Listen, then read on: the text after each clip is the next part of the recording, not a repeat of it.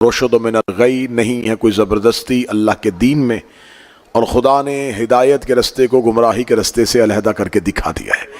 इसमें तारीख़ी हक़ाइक़ के साथ गुज़रते हुए हम कोशिश कर रहे हैं कि हम करबला के असबाब को जान सकें, हम ये जान सकें ये आखिर ये करबला का वाक़या क्यों हुआ, करबला के वाक़े में कौन कौन सी ताकतें कार फरमा थीं। मैंने आपके सामने कल तक की जो हमारी गुफ्तगू थी, जहाँ से बात ख़त्म हुई थी वहीं से आज शुरू कर रहे हैं। रसूल अल्लाह के बाद उम्मत मुसलमानों ने दो तरह के निज़ाम हैं जो मुसलमान के गुरोहों के पास है। एक है निज़ाम खिलाफत और एक है निज़ाम इमामत। निज़ाम खिलाफत वो है जो रसूल अल्लाह के बाद रसूल के एक सहाबी को रसूल का खलीफा मानते हैं। निज़ाम इमामत वो है जो रसूल अल्लाह के बाद रसूल के भाई हज़रत अली इब्न अबी तालिब को नबी के बाद पहला इमाम मानते हैं। ठीक है जी, बात खोल के करनी चाहिए ताकि आपका गैर जो है वो भी हकीकत तक पहुंच सके। खिलाफत वाले वो हैं जो ये चाहते हैं कि दीन रसूल के बाद हमारा निज़ाम जो है खिलाफत वाला, ये निज़ाम ठीक है, यही हिदायत वाला निज़ाम है, यही हक वाला निज़ाम है, और रसूल अल्लाह के बाद यही निज़ाम हक है। जबकि इमामत वाले ये कहते हैं कि रसूल अल्लाह के बाद इमामत वाला निज़ाम यही हिदायत का निज़ाम है, यही हक का निज़ाम है, यही सीधा रास्ता है और यही सरात मुस्तकीम है।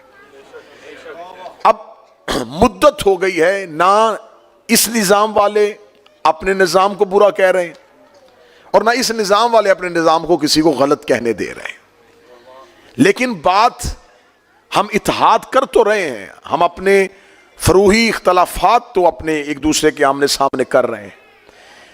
जब भी इत्तेहाद मुस्लिमीन की बात होती है, मुसलमानों के इत्तेहाद की बात होती है, तो इत्तेहाद उम्मत के लिए जो सबसे पहले तकरीर करते हुए जुमला कहा जाता है सारे मुसलमानों को खुश करने के लिए, वो ये कहा जाता है, देखिए हम तमाम मुसलमानों का अल्लाह एक है, कुरान एक है, नबी एक है, काबा एक है, लेकिन सितम ज़रीफ़ी ये है कि हम मुसलमान एक नहीं है। जबकि हम इतनी अकाइयों के कायल हैं कि हम अल्लाह के एक होने पे सारे, रसूल अल्लाह पे सारे, कुरान पे सारे, खाना काबा पे सारे, कुरान पढ़ते हैं कोई फ़िरके नहीं, अल्लाह को मानते हैं कोई फ़िरके नहीं, रसूल अल्लाह को मानते हैं कोई फ़िरके नहीं, हज पे जाते हैं कोई फ़िरके नहीं। तो इत्तेहाद देने वाले जो दाई हैं वो ये कहते हैं कि हजूर इतने एक हैं तो फिर हम एक क्यों नहीं हैं। आगे से अवाम खामोश हो जाती है कि फिर पता नहीं हम एक क्यों नहीं है। अच्छा, सबसे बड़ी सितम ज़रीफ़ी ये है कि जो ये तकरीर कर रहे होते हैं उन्हें भी पता होता है कि हम एक क्यों नहीं है, या फिर वो एक होने दे भी नहीं रहे, फिर भी कह रहे हैं कि उम्मत को एक हो जाना चाहिए, सबको एक हो जाना चाहिए। मैं जिंदा ज़हनों से जिंदा गुफ्तगू करता हूं, जिंदा ज़हनों का जिंदा खतीब हूं। मैं आपको बता देता हूं, अगर आपने ये बात अवाम से पूछनी है तो जो अवाम से जवाब आपको नहीं मिल रहा मैं दे देता हूं। आप कहते हैं हमारा अल्लाह एक है, हमारा नबी एक है, हमारा कुरान एक है, हमारा काबा एक है, तो हम एक क्यों नहीं है। मैं हैदर ट्रस्ट लंदन में 8 मुहर्रम को आपको बताऊं कि हम एक इसलिए नहीं है कि हमारा इमाम एक नहीं है। रसूल अल्लाह के बाद हमारा झगड़ा है रसूल के जानशीन पे। इतने सालों से या आप हमें मुतमईन करें या हमारी गुफ्तगू से मुतमईन हो जाए। आप हमें निज़ाम खिलाफत पे कोई एक कुरानी नस पेश करें, आप हमें दलील दे दें, आप हमें एक हदीस बताएं कि जिसको आपने रसूल अल्लाह के बाद रसूल का जानशीन बनाया, क्या उन्हें रसूल अपनी जिंदगी में जानशीन बना के गए थे? पहला सवाल। अगर रसूल उन्हें अपनी जिंदगी में अपना जानशीन बना के गए थे तो फिर सकीफा बनी सादा में इख्तलाफ क्यों हुआ? मैं अब नतीजे आपसे लेने लगा हूं, नतीजे लेने लगा हूं। 7 दिन तकरीर हुई, अब नतीजे लेने लगा हूं। अगर वो नबी के बनाए हुए खलीफा थे तो फिर जुर्रत कीजिए, फिर थोड़ी अपने अंदर ताकत लेके आइए, मर्दानगी लेके आइए और लिखे तारीख में कि अली ने रसूल के बनाए हुए खलीफा को तस्लीम नहीं किया।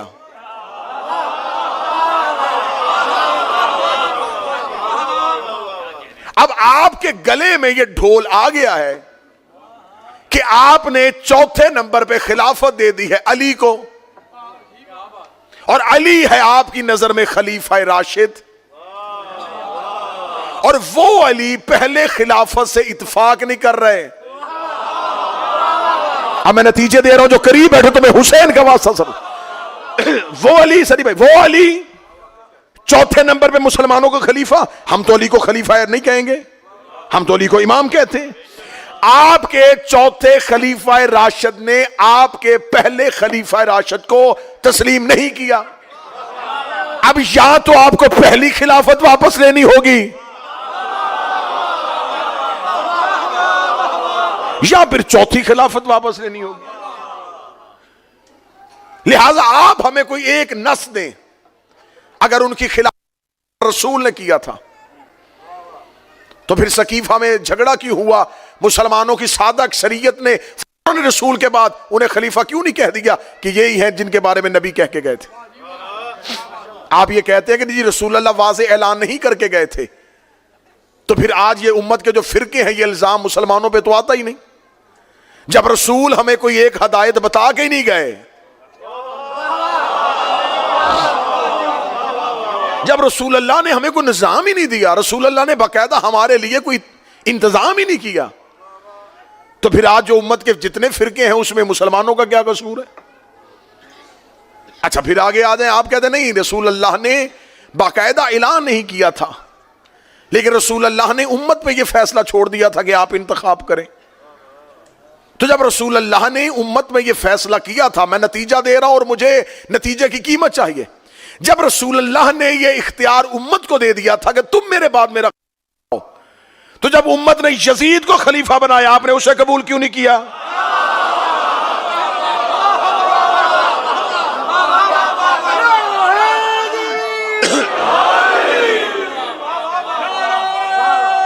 बिस्मिल्लाह।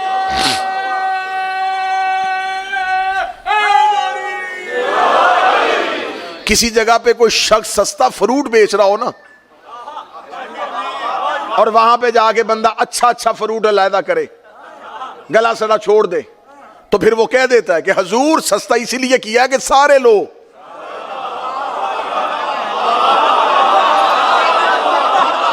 अगर आप अच्छे अच्छे ले गए तो ये मैंने गले सड़े किसको बेचने हैं? तो आप अच्छे अच्छे ना उठाएं। जब आपने निजाम को इतना सस्ता कर ही दिया है तो फिर अब सारे ही अपने खाते डालें। मेरी एक बात में कोई झोल हो तो तुम पे वाजिब है कि उठ के आपने टोकना है कि ये बात क्लियर नहीं हो सकी, हमारे ज़हनों पे अभी तक ये सवाल जिंदा है। अगर रसूलुल्लाह के बाद उनकी खिलाफत की कोई एक दलील थी, आप किस कियास की बुनियाद पे खलीफा चुना? कहते इसलिए चुना कि रसूलुल्लाह ने अपनी जिंदगी में, और ये हमारे पास तो ये वाकया है ही नहीं, लेकिन आप लिख के कह दिया कि रसूलुल्लाह की जिंदगी में उन्होंने एक नमाज पढ़ा दी थी, वो मुसल्ले पे आ गए थे और उन्होंने नमाज पढ़ाई थी। अच्छा, तो जो एक लम्हे के लिए, पहली बात तो यह कि हमारे यहां ये रिवायत है ही नहीं, जो एक लम्हे के लिए मुसल्ले पे आए, उसका मुसल्ले पे आना उसके खलीफा बनने के लिए नस करार पाया। तो जो नबी के कांधे पे आया था,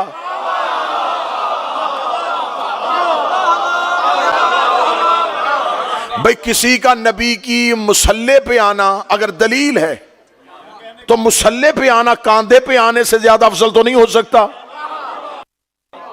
मुसल्ले पे आना नबी के बिस्तर पे आने से ज्यादा तो नहीं हो सकता।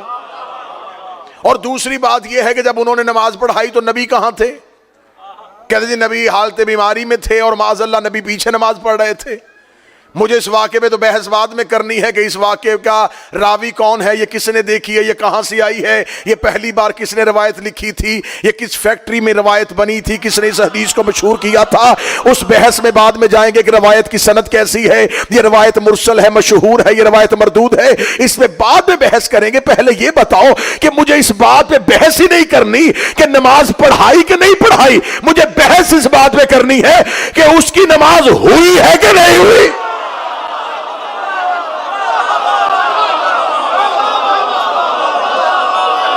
उसकी नमाज ही नहीं हुई।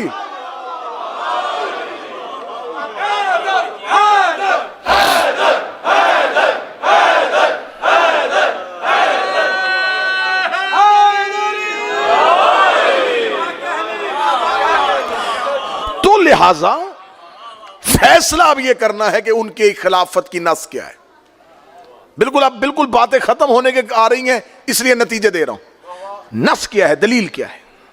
कहते दलील यह है कि रसूल अल्लाह के जाने के बाद ये इनके यहां भी यही है, एक सतर का भी फर्क नहीं है कि उनकी खिलाफत की दलील यह है कि रसूल अल्लाह के जाने के बाद क्योंकि बाकायदा कोई निजाम नहीं था, तो सकीफा बनी सादा में मुसलमानों का इजमा हुआ और इजमाए उम्मत ने, इजमा यानी कि मुसलमानों की मेजॉरिटी ने वहां पे एक इलेक्शन किया और इस इलेक्शन में उन्हें सिलेक्ट कर लिया गया। अच्छा यहीं पे आए, क्या हुआ था? उम्मत का इजमा। खलीफा किसका था? रसूल का। इजमा किसका था?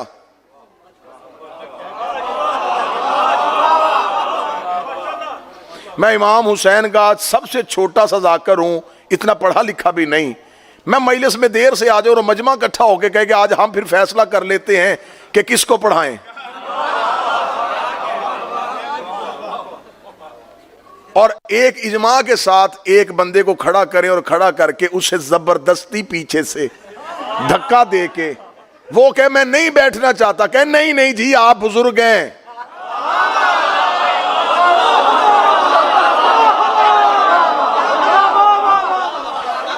आप बड़े हैं, तो आज वो नहीं आ सके तो आप बैठ जाएं। उसे जबरदस्ती कोई शरीर पकड़ के बिठा दे,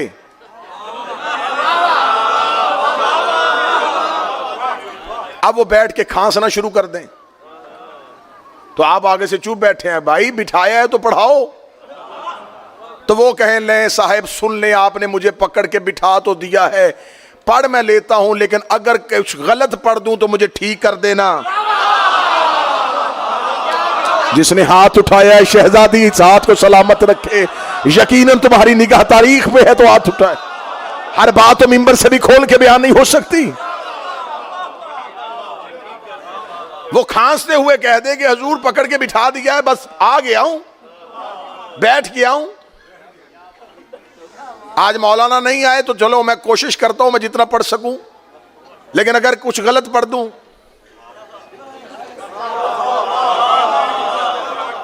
ठीक कर देना। मजमा खामोश है कि चलें ठीक है जी, आप गलत पढ़ेंगे तो हम ठीक कर देंगे, सुनाएं कुछ। वो सुनाने के लिए तैयार हुए तो यहां सामने से एक छोटा सा बच्चा उठा, उसने कहा जी मौलाना आसिफ अलवी जब कल तकरीर कर रहे थे तो उन्होंने सूरह बकरा की एक आयत पढ़ी थी, हमें उसके ज़िमन में कुछ बातें पूछनी है।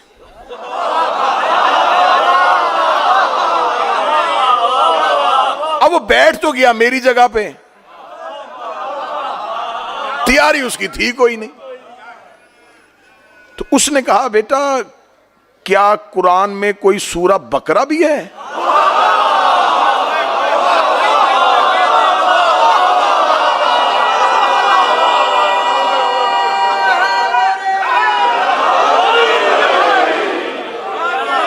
कोई कुरान में कोई सूरह बकरा नामी सूरत भी है? अच्छा बेटा कुरान में ये सूरत, इस नाम की कोई सूरत है? अब वो परेशान हो गया जिसने उसे बिठाया था, उसे तो नहीं पता था कि बच्चा सवाल कर देगा। अब मजलिस का माहौल खराब होने लगा। अब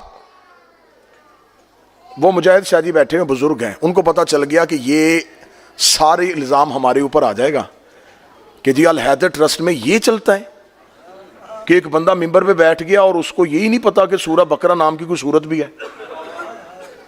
उन्होंने देखा कि माहौल ख़राब हो गया, इल्ज़ाम पूरे का पूरा जो है ना वो मजलिस पे आ जाना है। वो फ़ौरन उठे और फ़ौरन उठ के आके उन्होंने माइक पे कहा, भाई ये जो बेटा सवाल है ना, ये सवाल बाद में पूछ लेना, हम बता देंगे कुरान में बेटा सूरह बकरा है और अल्लाह की ये कुरान की भेजी हुई सूरत है और खुदा ने इस। अब उन्होंने जवाब दे के बच्चे की तसल्ली करवा दी। अब जिस बूढ़े को बिठाया था ना, उसने देख लिया कि मुजाहिद शाहजी ने ना फ़ौरन आके हालात को कंट्रोल कर लिया है। आप चले गए तो वो शाहजी को लेके उधर जा रहा था, उधर जाके शाहजी को पीछे मुड़ के कहता, शाहजी अगर आज आप ना होते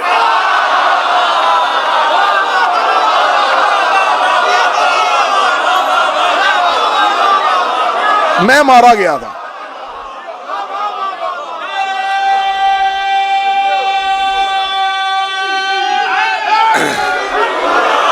मैं मारा गया था कि मैं जितनी बड़ी चवल मार बैठा था कि मैंने तो इनकार कर दिया था कि सूरत ही कोई नहीं है।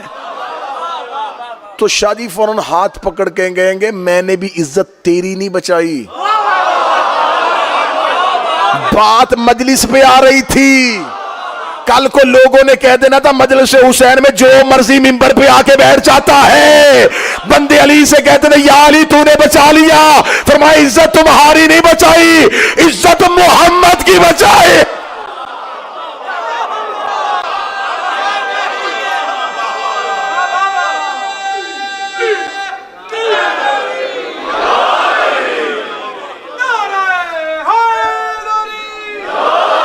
नस क्या है खिलाफत की, दलील क्या है? भाई हम पूछ रहे हैं ना, हम सवाल पूछ रहे हैं। सारा साल नहीं मेरी कौम के बच्चों से पूछते। मुहर्रम शुरू होता है तो सोशल मीडिया पे शुरू, घोड़ा कहां लिखा है, मातम कहां लिखा है, जुलजना कहां लिखा है, काले कपड़े पहनना कहां लिखा है। लिखा है लिखा है लिखा है कहने वालों, कुछ हमें भी तो बताओ कि खिलाफत कहां लिखी है।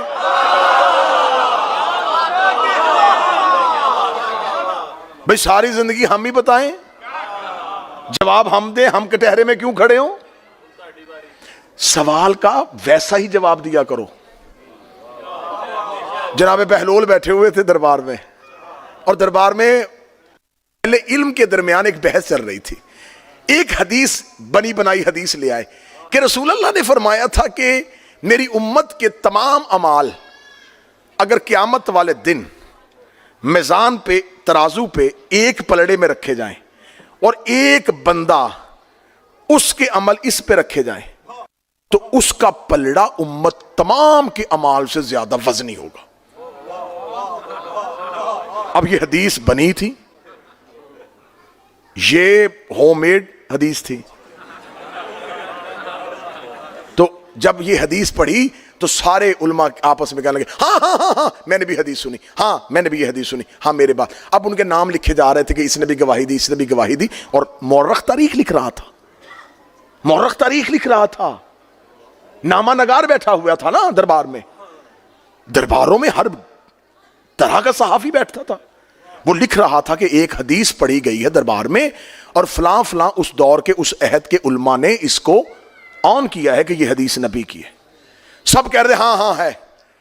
बादशाह ने खुश होके कहा, चले चले आज अल्हम्दुलिल्लाह हमने एक दीन का काम किया कि आज एक हदीस पे मुत्फिक अलैह तमाम ने इसको पास किया कि यह हदीस रसूल की है, अगर किसी को कोई एतराज है तो पूछ सकता है।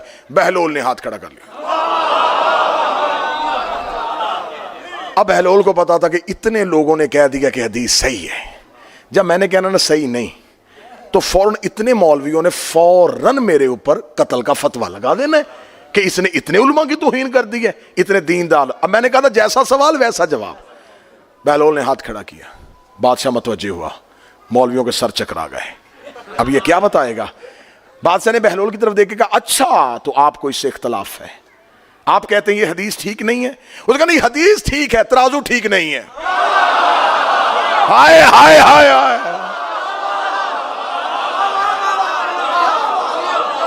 हदीस ठीक है, तराजू ठीक नहीं।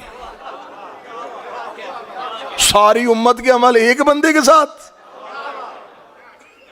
तो आप हमसे पूछ रहे हैं ये कहां लिखा है, ये कहां लिखा है, ये कहां लिखा है। आज हम पूछने बता दें कि आपने जो पहला खलीफा बनाया ये कहां लिखा है। कहते जी नहीं, उम्मत ने इकट्ठे होके अजमा से बना दिया था। अच्छा, उम्मत ने अजमा से बना दिया था। खुदा कुरान में कहता जब अल्लाह ने पहला खलीफा बनाया था, व इस काल रब्बुका लिल मलाइकति इन्नी जाइलुन फिल अर्ज़ खलीफा, जब अल्लाह ने पहला बनाया था तो फरिश्तों ने अजमा के साथ अल्लाह को जवाब दिया था, इसे खिलाफत ना दे, जमीन पे फसाद हो जाएगा। खुदा ने फरिश्तों के अजमा को ठुकराया और कहा चुप, सिर्फ सजदा करो। अब सर पे कुरान रख के बताना, जो अल्लाह अपनी खिलाफत पे मासूमों का इजमा बर्दाश्त नहीं करता,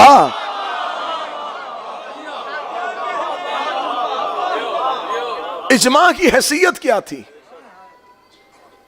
क्या वो जितने लोग थे, जितने भी लोग थे, क्या वो सारे के सारे इस्लामी इस पोजीशन में थे कि वो जमीन पे अल्लाह की खिलाफत का इंतखाब करें? मैंने 2 दिन पहले वाली मजलिस में बता दिया कि कैसे ये इंतखाब हुआ था। ज्यादा लंबा वाक्य तो हम दोबारा पढ़ नहीं सकता।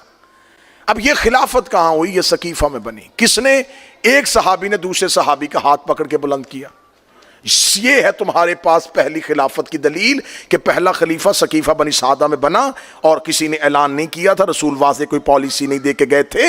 एक सहाबी ने बाद में उसका हाथ पकड़कर बुलंद करके कह दिया कि ये बुजुर्ग है, नबी के रिश्तेदार हैं, नबी को ज्यादा महबूब भी हैं, मैं भी इनकी बैत करता हूं, आप भी इनकी बैत कर लें। यहां से पहला खलीफा बन गया। फिर पहला जाता हुआ जिसने उसे बनाया था खिलाफत उसकी तरफ दे के चला गया। फिर उसने एक कमेटी बना दी, फिर खिलाफत तीसरे खलीफा के पास चली गई। इसका मतलब ये है तुम्हारे पास खिलाफत की नस। अब ये है खिलाफत वालों के पास दलील, सकीफा में बना, इजमा से बना, एक सहाबी ने हाथ पकड़ के बुलंद किया। अब हमसे पूछो, हमने अली को इमाम क्यों बनाया है? ना इजमा के साथ बनाया, ना वोटों के साथ बनाया। रसूल अल्लाह ने अपनी आखिरी हज में हुज्जतुल विदा के मौका पर अली का हाथ पकड़कर बुलंद करके लोगों को बताया कि ये जो ऐलान मैं इसकी विलायत का कर रहा हूं, ये मैं अपनी मर्जी से नहीं कर रहा। अभी अभी जिब्रील आया और उसने मुझे कहा है कि अगर तूने ये ना पहुंचाया तो तूने रिसालत का कुछ भी नहीं पहुंचाया। इसलिए अली और अली के बेटे मेरे बाद तुम्हारे मौला और तुम्हारे वली है। ये है हमारे पास इमामत की दलील।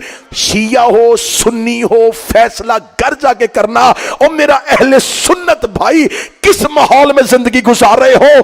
एक खलीफा बना नबी की जिंदगी में, एक बना नबी के बाद, एक बना गदीर में, एक बना सकीफा में। एक का हाथ नबी ने बुलंद किया, एक का हाथ सहाबा ने बुलंद किया, एक बना में, एक बना 1,24,000 सहाबा में। अब मुझे बोल के बताओ, कुरान में अतात नबी की वाजिब है या सहाबी की वाजिब?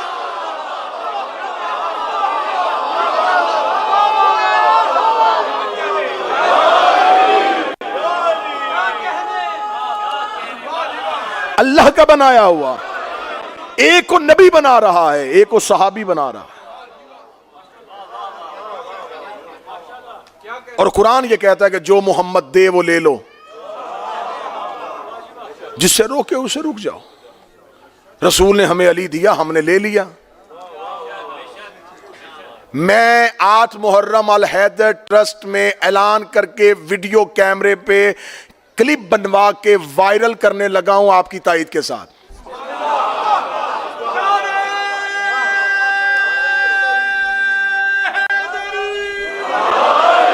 अब अगर मैं सिर्फ ऐलान करूंगा और मजमा खामोश रहेगा तो लोग कह देंगे ये सिर्फ इसने खुद अपना किया, इसके मजमे की से ताईद नहीं थी। मैं हैदर ट्रस्ट में ये करारदाद पास करवाते हुए ये एलामिया पूरी दुनिया को सुनाने लगा हूं, ला इलाहा इल्लल्लाह मुहम्मद रसूलुल्लाह अलीयुन वलीउल्लाह।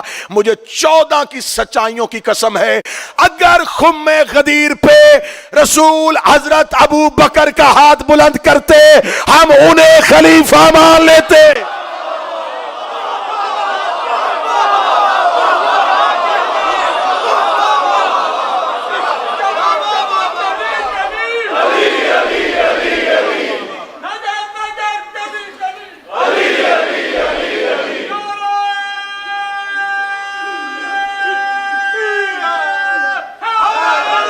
यार, अगर रसूल ऐलान करते, खुदा की कसम हम मान लेते। हमें क्या मजबूरी बनी थी कि हम किसी का इनकार करें? रसूल अल्लाह ने बुलंद ही नहीं किया, रसूल ने कहा ही नहीं, हुक्म ही नहीं दिया। मातम करते हैं शिया बिद्दत है। बिद्दत क्यों है जी? कहते जी नबी की जिंदगी में तो था ही नहीं। अच्छा तो मान गए ना, जो नबी की जिंदगी में ना हो वो बिद्दत होता है। जो हाथ नीचे है यार, आप क्या सुनना चाह रहे हैं?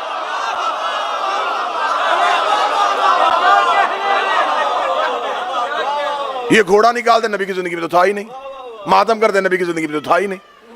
अच्छा जो नबी की जिंदगी में नहीं होता वो नहीं मानते ना, तो ये नबी की जिंदगी में खलीफा थे ही नहीं।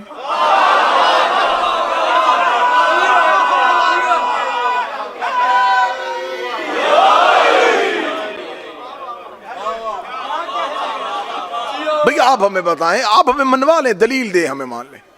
जहां दलील नहीं होती वहां गाली, वहां गोली। जब दलील खत्म हो जाती है, जब इल्म का दरवाजा बंद हो जाता है, जब हिदायत ही नहीं है, हम आप पे सवाल कर रहे हैं, हम मानने के लिए तैयार हैं। भाई दलील दे दें। हमारे पास दलील है अमीर अल मोमिनीन और उनके बेटों की इमामत गदीर, और 1.25 लाख सहाबी मौके के गवाह। अच्छा मौली 2 तरह से खलीफा है, सिलेक्शन से भी और इलेक्शन से भी।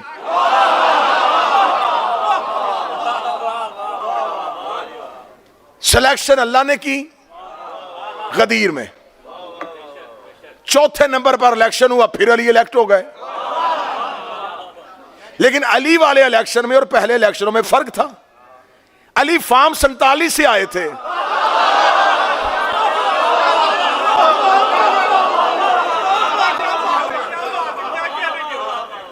मेजॉरिटी मान रही है। यकीन करें अगर सिर्फ इलेक्शन को ही देखा जाए कि पहली खिलाफत के इलेक्शन में और अली के इलेक्शन में क्या फर्क है, जमीन आसमान का फर्क है। पहली खिलाफत का इलेक्शन छोटे से चौक में हुआ, उस इलेक्शन में उस लम्हे मदीने की मेजॉरिटी ने इख्तलाफ कर दिया। कैसे? अंसार का कबीला पूरे का पूरा इनकार कर गया, बनु खजरत ने इनकार कर दिया। साद बिन उबादा जो उनका सरबराह था वो खुद कैंडिडेट था, उसके मुकाबले में जब जबरदस्ती उसे बनवा लिया तो पूरे के पूरे इंसार जो है वो इलेक्शन से बाइकआउट कर गए, उन्होंने बैत की नहीं। साद बिन उबादा अंसारी ने आखिरी लम्हे तक बैत नहीं की, नहीं माना। और आज किताबों में लिखा जी साद बिन नबी उबादा अंसारी को जिन्नों ने कत्ल कर दिया था। हाँ, जो अहले इल्म बैठे वो मेरी तायद करे, जो लिटरेरी बैठे। जनाब साद बिन उबादा अंसारी, इसका इस्लाम में सबसे बड़ा एहसान है। ये महाजर जब मदीने से निकल के मक्का से निकल के मदीना आए तो ये मदीने में सरदार था खजरज कबीले का। इसने फौरन अपना माल तकसीम किया। इसने कहा ये जो हिजरत करके आए इन्हें मेरा माल दो। ये रोजाना लोगों को खाना खिलाता था। इसने अंसार कबीले से कहा जिसके पास 2 जानवर है एक इनको दे दो, 2 घर है एक इनको दो। सबसे ज्यादा एहसान किया था इसने। ये कहते जी शिया सहाबा की बात नहीं करते, लो मैं कर रहा हूं। साद बिन अबादा इंसारी ने इस्लाम में मुसलमान जो मक्का छोड़ के आए थे उन पे सबसे ज्यादा एहसान किया था, और इन्होंने पहले खलीफा की बैत नहीं की थी। इनसे जबरदस्ती छुड़वा दिया गया था मदीना, और बाद में इनको सफर के दौरान नामालूम जगह से एक तीर आया और लगा और मदीने में मशहूर हुआ, जिन्नों ने कत्ल कर दिया। आज तक किताबों में साद बिन उबादा अंसारी का लिखा है। साद बिन अबी उबादा अंसारी बड़े बरगजीदा असहाबे रसूल थे, लेकिन उनको जिन्नात ने कत्ल कर दिया था। जिन्नों ने कत्ल किया, हमें पता है किन्हों ने किया है।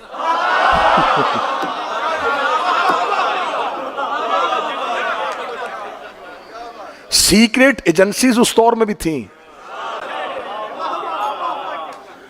उन्हें कत्ल कर दिया। साद बिन अबी उबादा अंसारी ने नहीं बैत की। तो अब अगर इलेक्शन को इक्वल किया जाए तो इलेक्शन पहली खिलाफत का देख लो और चौथी का देख लो।